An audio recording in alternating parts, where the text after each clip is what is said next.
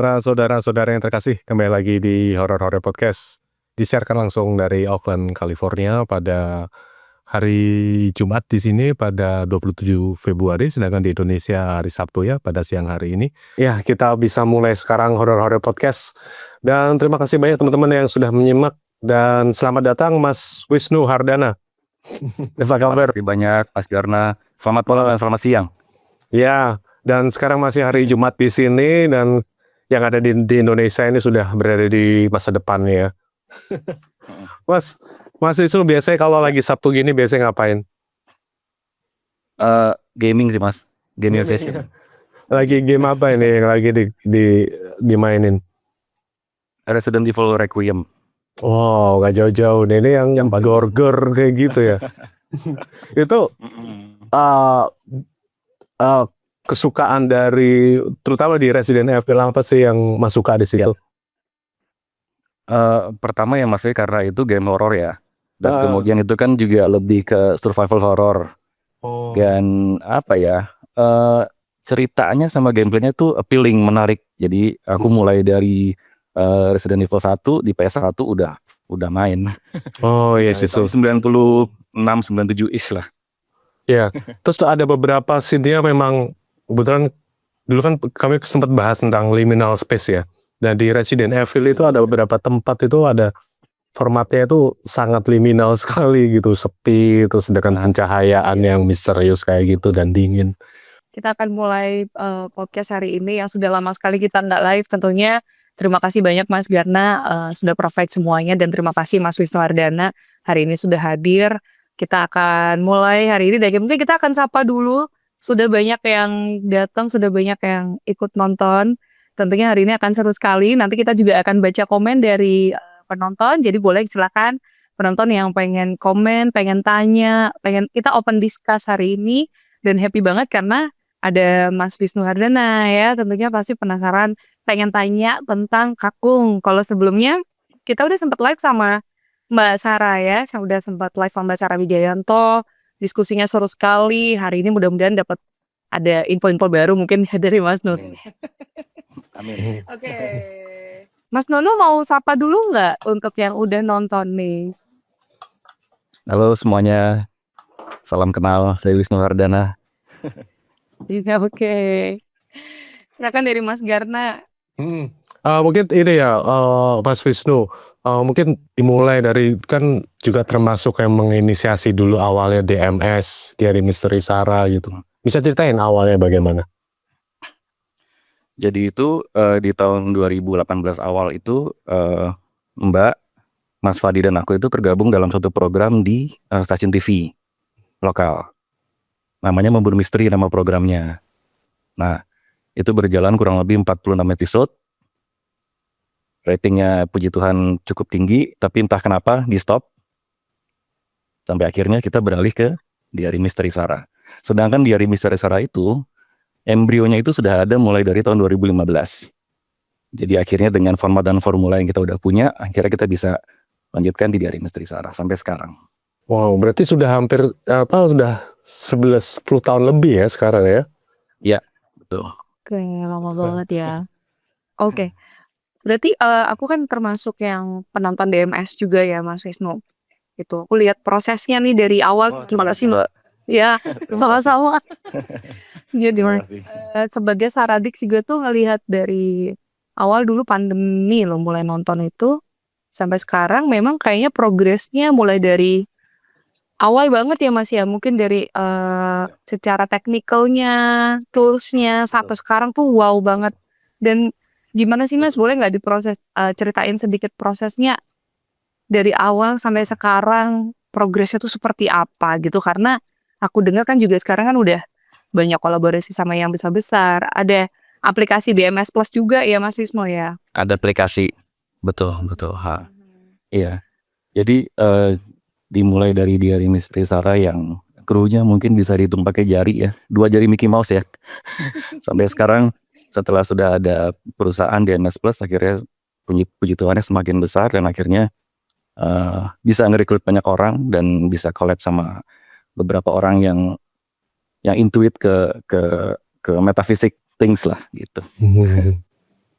Nah kalau Mas Wisnu sendiri kan itu kan kami pun juga terkesima ya ketika dalam itu prosesnya itu melakukan manifestasi ke ilustrasi gitu ketika bagaimana terjadi sebuah kontak. Nah bagaimana itu awal mulanya akhirnya Mas bisa mentransferkan itu ke dalam ilustrasi? Oke, ini ada cerita. Aku coba bikin long story short ya. Jadi pada saat aku di program Memburu Misteri itu di tahun 2018, aku nih Mas Mbak masih takut gitu. Oke, aku memang bisa gambar. Cuman untuk menggambarkan mereka masih ada rasa kayak takut dan denial. Itu.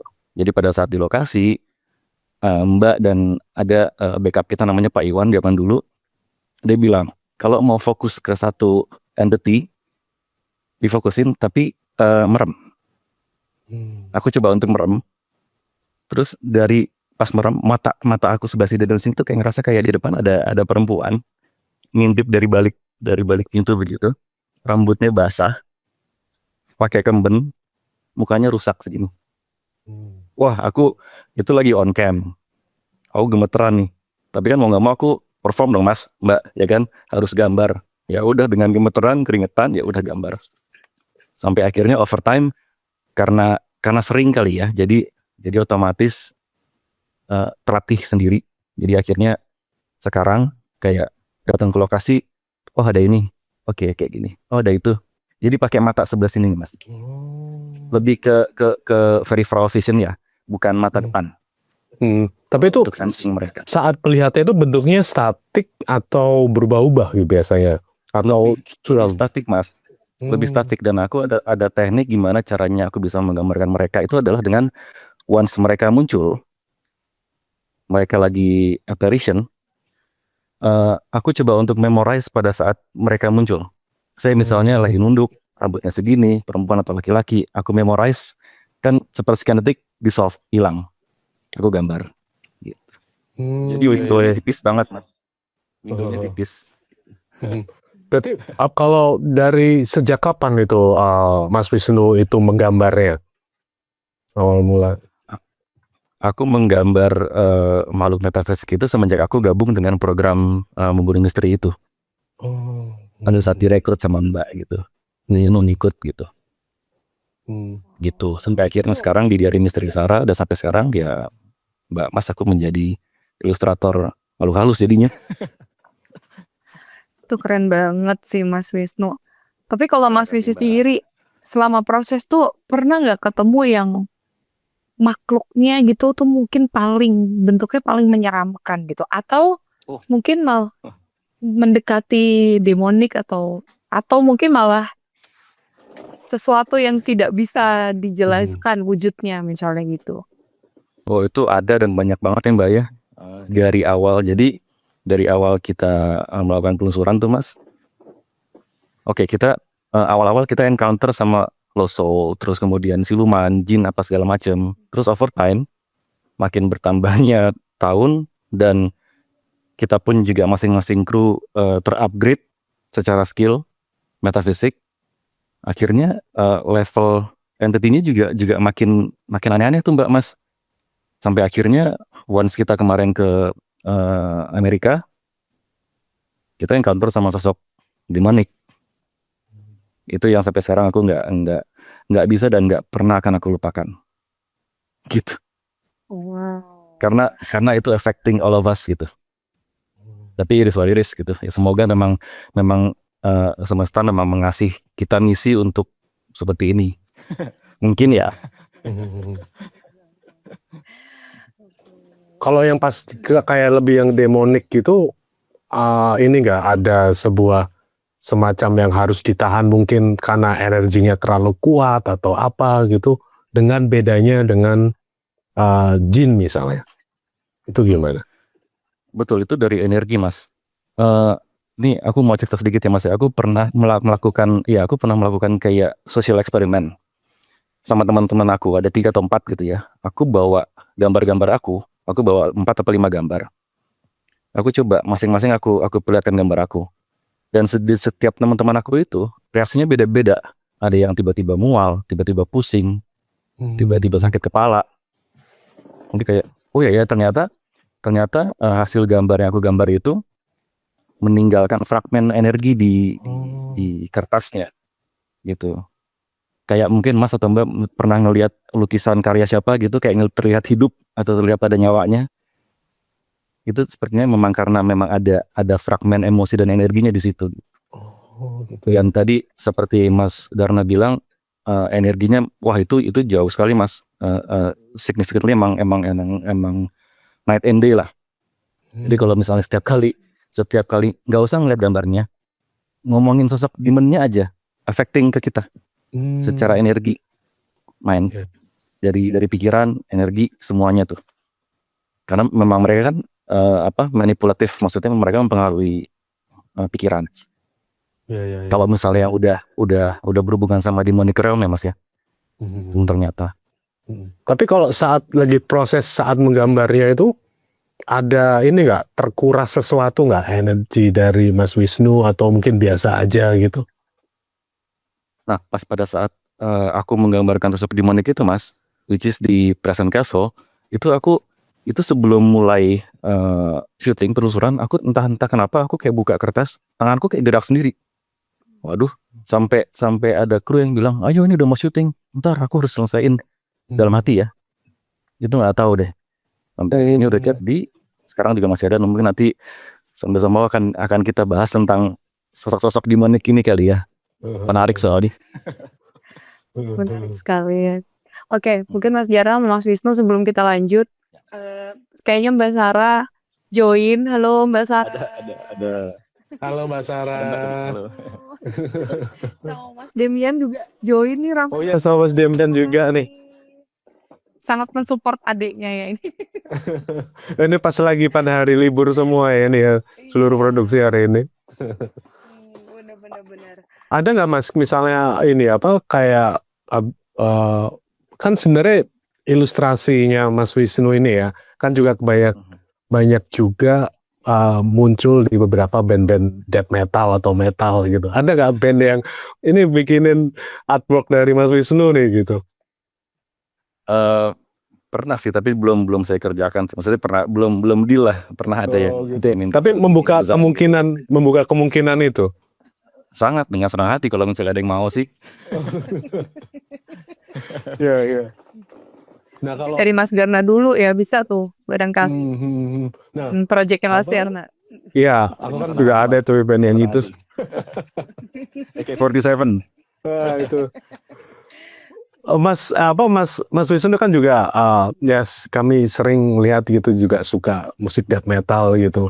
Terutama mungkin lebih ke brutal death dan slam gitu ya, slamming death metal gitu ya. Nah, kira-kira lagi sering dengerin apa, Mas? Kalau sekarang aku nggak ada yang spesifik ya Mas ya. Akhirnya aku sekarang kembali lagi ke band-band dulu. Jadi aku jadi cerita lagi nih sedikit nih ya. Aku ini metalhead ini sejak tahun 99 Mas. 99. Jadi mulai dari album Slipknot, Mbak, kalau Mbak tahu band Slipknot yang album pertama self-titled. Dan kemudian aku coba untuk mendalami metal lebih dalam lagi. Akhirnya aku ketemu death metal, hardcore, grindcore. Itu merampok perhatian aku sampai akhirnya udah aku pelajari gitu. Tapi tidak semua genre metal aku suka ya Mas ya. Jadi hanya beberapa. Jadi kayak dari metalcore, death metal, brutal death, grindcore. Kalau black metal tidak dengerin. Kalau black metal. Oh gitu ya. Mungkin terlalu serem mungkin kali ya black metal.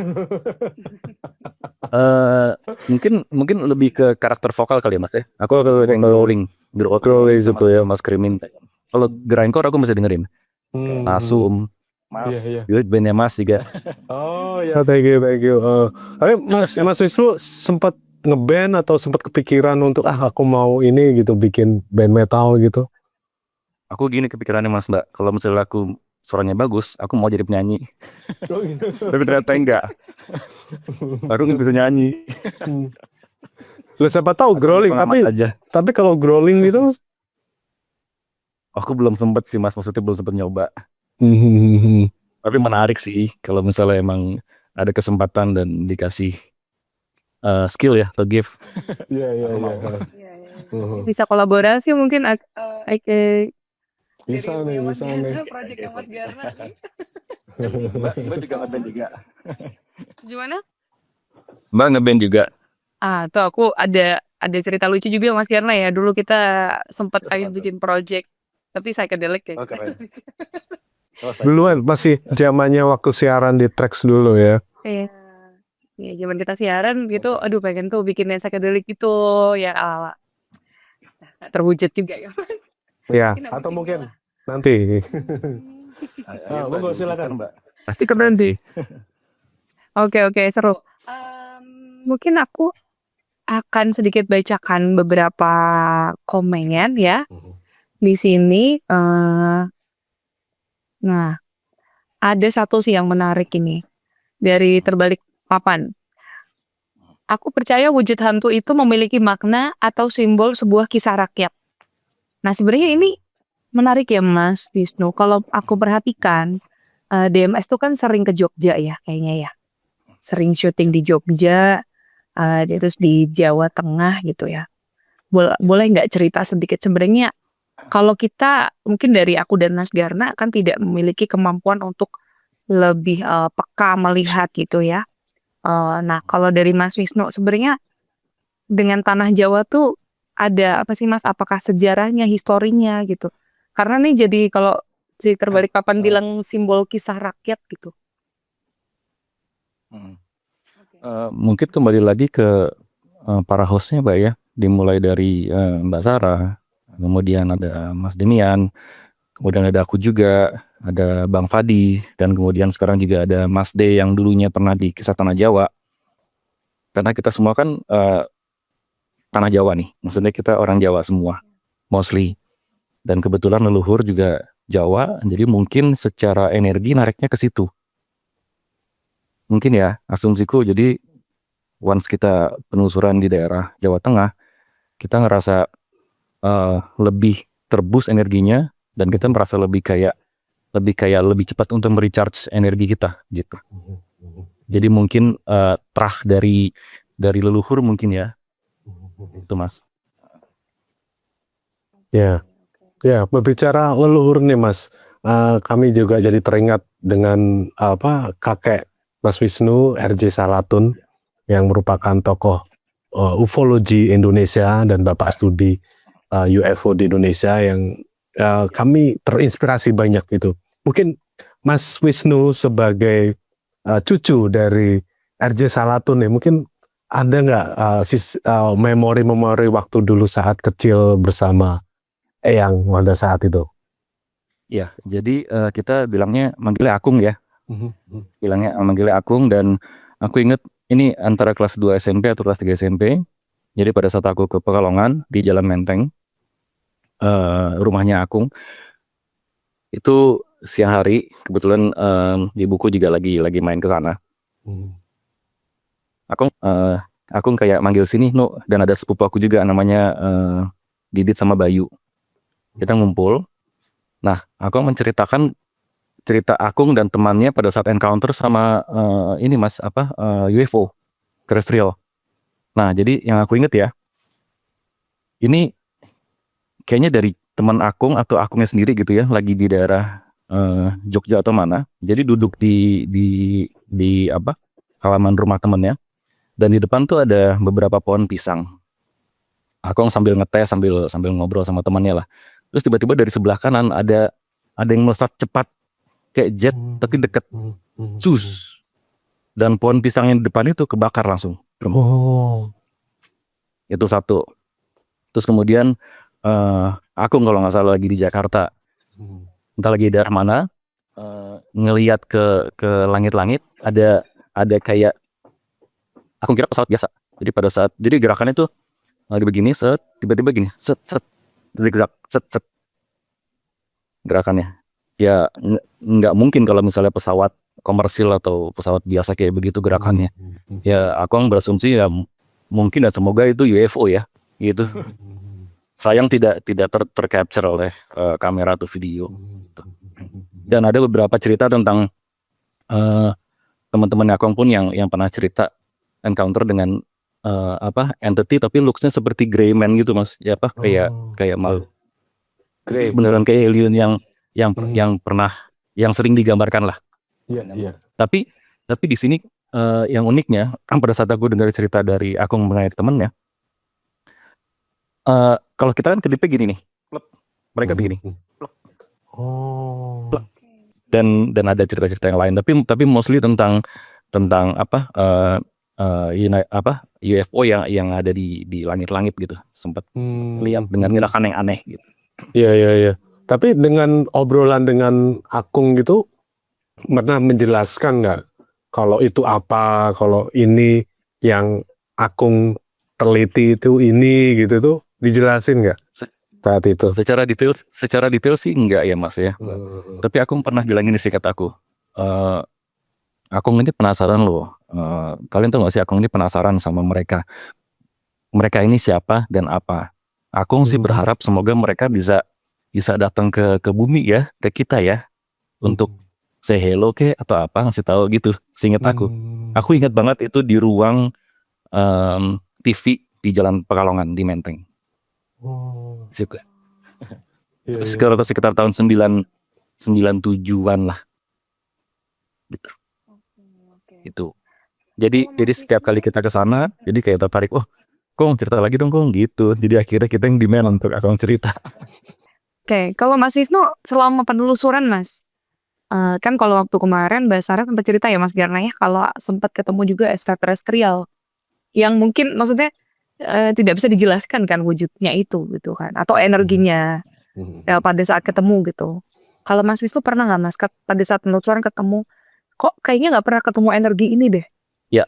Energinya lain betul atau? Oke. Ya, jadi kebetulan kita pernah melakukan penelusuran spesial di Cirebon. Itu di suatu rumah sakit abandon terbengkalai. Dia ada momen ketika aku dan Ghost Ranger pecah tim ya, jadi aku sama mereka. Aku menemukan suatu entity yang energinya itu nggak pernah aku rasain sebelumnya. Dan entah kenapa, yang aku rasain Mas, energinya itu celestial being. Aku nggak bisa menjelaskan secara kata dan kalimat, tapi yang aku rasa ini beda. Ini bukan energi yang biasa kita encounter gitu. Gimana Mbak ya kalau misalnya aku lebih kerasa sih soalnya. Jadi 80% aku bisa bilang this is celestial being energinya. Iya. Itu sempat ini nggak mungkin pernah dengan energi tersebut pernah nggak mencoba untuk membuka kontak lagi atau kadang-kadang muncul saja di suatu tempat atau bagaimana Mas? Yang uniknya pada saat kita encounter sama energi itu ya Mas ya Mbak ya, salah satu kru dari kami kayak merasakan ada kayak suara apa ya, flapping wings, kepakan sayap yang banyak, kepakan sayap. Terus ada kayak putaran energi dingin, breeze gitu. Terus kalau misalnya digambarkan tuh kayak apa ya, Mas Mbak inget film Thor kalau ngebuka Frost kamu tuh yang narik ke atas kayak gitu rasanya. Ya kan, jadi bukan energi yang common di sini gitu. Iya. Jadi kayak connected sama celestial realm. Nah, energinya kalau misalnya aku boleh ngomong ya, kayak angelic Mas. Nah, gitu tuh. Itu susah dijelaskan, cuman itu yang kita rasa Mbak. Jadi mungkin nggak mengintimidasi, tapi rasanya ada tekanan tapi nggak tahu apa gitu Mas gitu ya? Yes, betul. Sama sekali tidak mengintimidasi. Tuh, jadi lebih justru malah lebih kayak guarding us, maksudnya kayak guardian, jadi kayak penjaga gitu. Oke. Oh gitu. Nah ini aku cerita sedikit ya. Jadi setelah kita encounter sama entity ini, kita mulai penelusuran yang harusnya kita encounter sama beberapa macam makhluk yang energinya intimidatif. Ini jadinya akhirnya kayak dibuka jalan gitu loh Mas, pluk gitu. Jadi kita loh ini kenapa? Aku pada ngejauh semua. Aku beserta Ghost Ranger, ada Bang Fadi juga ngerasa kayak Mas Nunu kok di belakang kayak ada yang jagain kita ya. Ya udah. Gitu ya. terafirmasi kan dia dari belakang, ya udah. Iya, mungkin kalau yang tadi Mas Wisnu ini ya, mungkin kayak Seraphim kayak gitu. Seraphim, Cherubim gitu ya. Oh, oke. Ya, karena memang itu ya, itu mungkin kalau mungkin di dalam sebuah dalam density mungkin berada dalam dimensi 12 atau mungkin yang lebih dari itu ya, yang sudah tidak berbentuk itu ya Mas ya. Betul. Dan ini Mas Mbak, pada saat aku mau tambahin ya, pada saat encounter itu aku mendengar ada kayak bahasa, tapi dari bahasa Aramik atau apa gitu. Oh. Itu apa ngawang di belakang. Kayak bahasa roh. Apa gitu. Kayak bahasa roh gitu Mas. Iya. Oh, Iya. oke. Kalau Mas Wisnu, kan aku penonton ya, Saradik, jadi beberapa tahu sedikit lah gitu. Kadang kan kalau Mbak Sarah cerita, apalagi menceritakan kondisi yang lagi masuk, itu kan katanya memang bukan berbahasa seperti kita berbahasa gitu ya, tapi dengan hati gitu kan ya Mas. Nah, pada waktu Mas Wisnu melihat atau merasakan energi dari sosok ini tuh, dengan bahasanya mereka Mas Wisnu paham nggak? Maksudnya mereka tuh apa ya, mau ngomong itu paham nggak Mas? Nah, secara fisik aku pada saat mendengarkan bahasa mereka aku tidak paham. Tapi over time aku kayak oke. Aku kayak mendapat informasi bahwa mereka ini bilang, kamu tenang saja, kami di sini akan menjaga kalian. Ada rasa kayak gitu. Oke, baik, terima kasih. Aku dalam hati mengucap terima kasih siapapun Anda dan beliau yang ada di situ gitu ya. Jadi with all due respect gitu, aku coba untuk mensinkronize energi. Nah itu kan juga perlu tuh Mas Mbak ya. Kalau misalnya kita encounter sama entity apapun, kita harus tahu caranya supaya bisa menyalurkan energi. Iya. Sempat diilustrasikan nggak Mas? Bisa nggak mungkin sempat gitu kalau pas kerasa itu? Nah ini beneran aku ilustrasikan. Jadi yang kalau misalnya aku boleh ngomong sama Mas sama Mbak, aku ngelihat jadi kayak orang normal tapi di stack jadi 2 tingginya. Oke. Warnanya kemerahan, humanoid, mukanya cakep, laki-laki. Tapi di bagian sini ada kayak horn, tanduk set gitu. Oke, terus kemudian ada kayak beardnya gitu. Tanpa busana, badannya bagus gitu, keren. Tapi bawahnya kaki seperti kaki kambing, kaki kuda. Oke. Ya. Gitu aku kayak, hah ini apa ini gitu. Tapi aku coba untuk kayak enggak lah, bukan lah. Tapi tetap ini Mbak, tetap exist gitu. Iya. Ya udah, berarti ini yang mesti ku gambarkan gitu. Tapi bisa nggak membedakan kalau ini manipulasi atau tidak gitu? Biasanya kan begitu kan.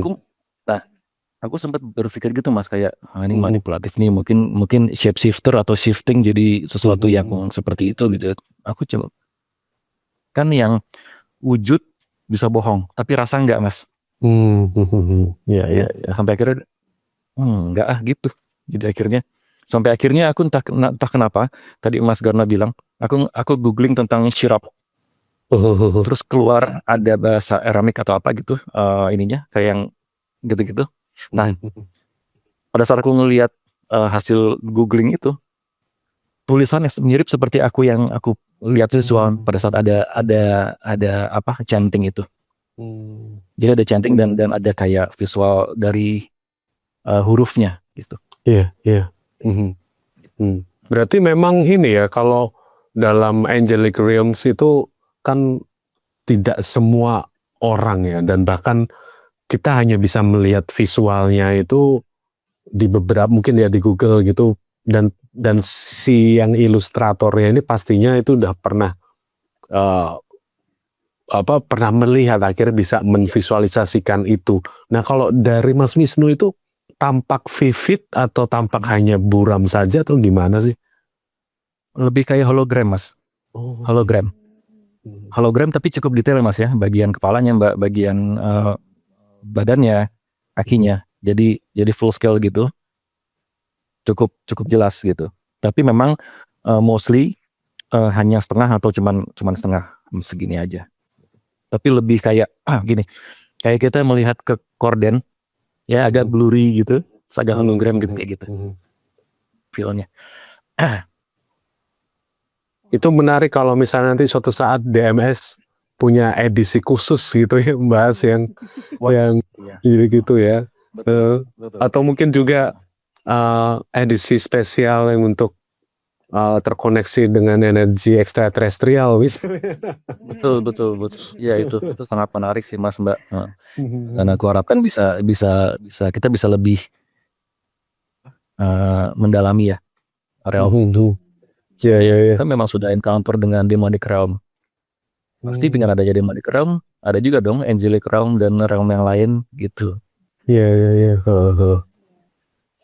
Nah, untuk Mas Wisnu sendiri ini kan dalam setiap mungkin keseharian atau mungkin saat dalam produksi DMS tentu saja itu kan ada kesiapan ya, kesiapan batin, kesiapan mental dan sebagainya. Biasanya kalau Mas Wisnu bagaimana untuk tetap menjaga kesadaran, menjaga bagaimana untuk tetap bisa aware gitu. Apa sih yang dilakukan Mas Wisnu? Tidak ada ritual khusus ya Mas ya. Buat aku hanya perlu me time dan grounding aja sih. Dan iya, maksudnya ini ya, aku punya metode sendiri ya gitu. Kayak ini mungkin terdengar klise ya, tapi aku mencoba menerapkan ini dan itu it works buat aku. Kalau kita mau melakukan suatu kebaikan, itu bukan karena ada sesuatu, memang karena kitanya. Jadi kita doing good things itu bukan karena kita mau mendapatkan apa, tapi karena memang itu diri kita gitu. Aku coba menerapkan itu dan nggak tahu gimana rasanya feedbacknya ke aku itu energi yang baik gitu. Jadi bayarannya adalah aku dapat energi yang baik buat diri aku sendiri gitu. Wow. Kalau untuk setelah selesai syuting tuh Mas, itu kan berarti dalam biasanya syuting itu berapa lama Mas Wisnu kalau boleh tahu? Kalau syutingnya Regular itu kita nyampe lokasi itu sekitar jam 9:30 10 malam. Kemudian kita mulai on cam jam 10-an lah. Terus kira-kira syuting itu makan waktu sekitar 3-4 jam kurang lebih lah. Oke. Itu lama ya dan 3-4 jam itu kan ibaratnya energinya kan benar-benar draining banget sih ya Mas ya. Draining banget ya. Biasanya setelah selesai syuting itu yang dilakukan apa Mas? Kita misalnya kita bicaranya di sini ada penonton juga nih yang mungkin rumahnya tuh rumah angker misalnya gitu. Setiap hari kan mungkin draining energi ya karena rebutan energi nih sama yang tinggal. Nah, itu biasanya kalau Mas Wisnu setelah itu tuh ngapain? Mandi atau apa gitu nggak? Jadi ada ini Mbak Mas, aku bilangnya P3K-nya ya. Jadi kalau misalnya kita ngerasa kayak ada yang latch on, kita energinya draining, ada yang bisa kita lakukan tanpa harus melakukan fancy things ya. Yaitu adalah mandi garam, sea salt, dan bakar dupa. Cukup bakar dupa. Nah, kalau mandi garam itu ada 2 manfaatnya Mbak Mas. Satu manfaat secara klinik itu melancarkan peredaran darah dan bikin kita rileks. Yang manfaat metafisiknya itu menetralisir energi yang nge-latch sama kita. Gitu. Sama aja dengan kita kayak misalnya kita bakar 1 atau 3 dupa itu gunanya buat menetralisir energi yang ada di tempat kita gitu. Kayak gitu. Nah tadi Mbak bilang tentang rumah angker, ini berdasarkan pengalaman aku ya. Ternyata nggak melulu tempat atau rumah angker itu karena adanya energi yang nggak baik atau hantu atau apa segala macam ya. Ternyata ada juga yang jadi rumahnya itu terasa berhantu atau angker itu karena penghuninya sendiri yang ngebawa energi dari luar. Saya misalnya kepribadiannya emosian, gampang marah. Mereka di luar marah-marah segala macam. Nah energi yang sama nih, wah ngelihat dia, wah sama nih, nge-latch ke dia. nempel. Kan pulang ke rumah dia duduk, keluar dong energinya. Nah si dia ini ngelihat, tolong ada yang jahat, yang bawa siapa? Oh gitu ya.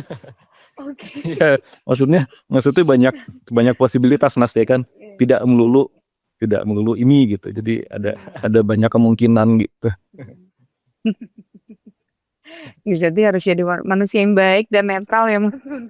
Nah itu Kayak ya dia, bawa bener. jahat-jahat gitu. Nah itu betul. Itu dia.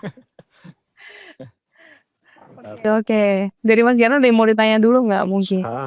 Mungkin Mas Wisnu, mungkin yang sekarang nih yang sedang dikerjakan nih, mungkin ada proyek baru atau mungkin dari DMS atau mungkin dari Mas Wisnu sendiri, silakan. Yang sedang aku kerjakan ya, jadi kebetulan aku punya brand Mas, namanya Entitas. Jadi itu brand desainnya tentang ya nggak jauh-jauh dari horor ya, dari hantu dan segala macam, tapi lebih ke desain ilustrasi. Nah, yang sedang aku mau kerjakan adalah aku lagi pengen buat board game Mas, board game. Jadi temanya tema ya hantu dan ghoul gitu lah, tapi buat seru-seruan gitu. Menarik itu board game itu ya. Oke. Nah, kalau misalnya dari berbagai ilustrasi itu kira-kira ada berapa nantinya yang misalnya ikonnya lah, ikon dari makhluk-makhluk itu misalnya kalau dalam board game itu. Oh kalau dari board game ya ini aku juga lagi dalam tahap sorting karakter ya Mas ya. Jadi akan bisa berapa player yang bisa main dan berapa karakter antagonis dan berapa karakter protagonisnya. Jadi lagi aku sort gitu. Nah nanti ini yang di Entitas ini nggak ada yang versi yang cute, yang versi yang serem gitu mungkin, atau dengan versi yang lain nih. Board game ini versi chibi kok, versi cute. Jadi itu ya cebol-cebol gitu ya. Jadi biar fun gitu. Jadi semua umur bisa main juga gitu.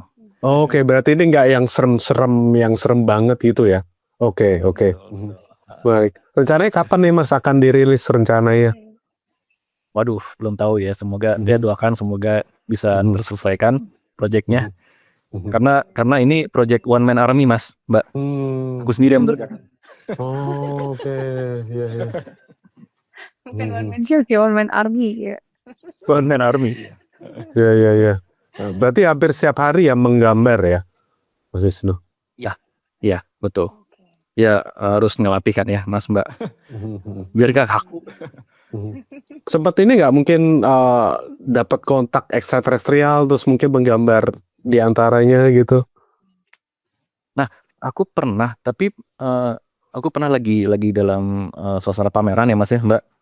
Entah gimana aku kayak berkoneksi sama Celestial Realm dan aku ini bagus pertanyaan dari Mas Garna nih. Aku ngelihat ada form humanoid tapi tangannya ada 4 atau 6 gitu Mas. Tinggi.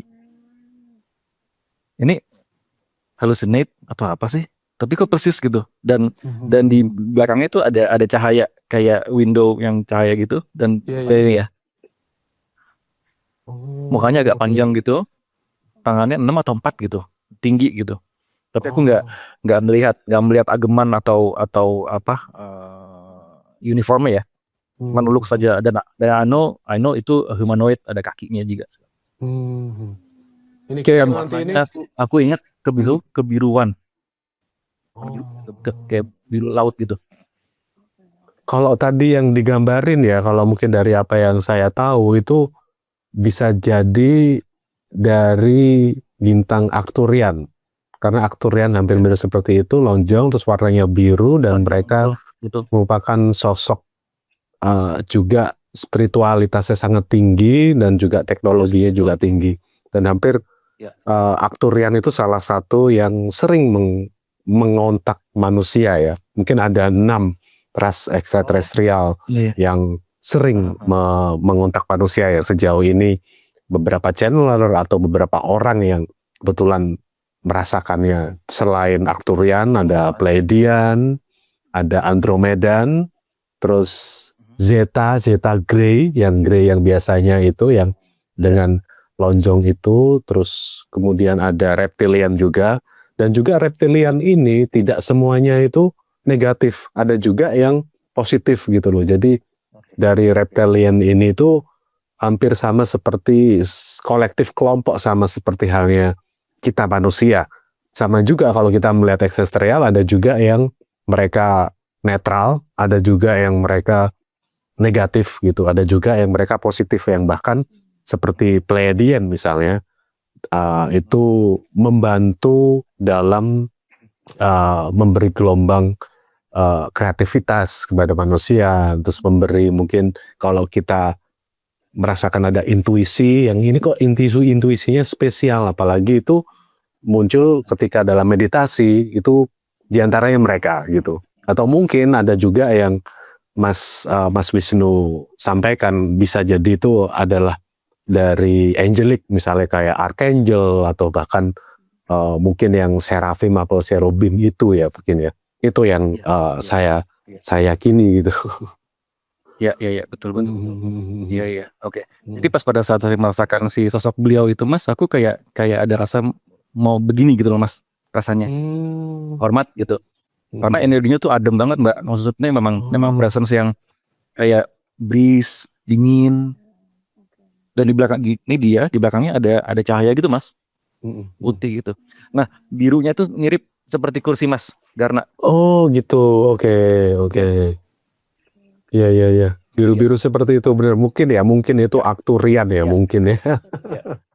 Bagaimana menurut Mas Wisnu ketika kami kan banyak berdiskusi tentang UFO, extraterrestrial, dan di tahun ini atau bahkan nanti tahun ke depan akan ada banyak nih first contact, ada kontak secara langsung, secara fisik, atau bahkan secara telepati gitu.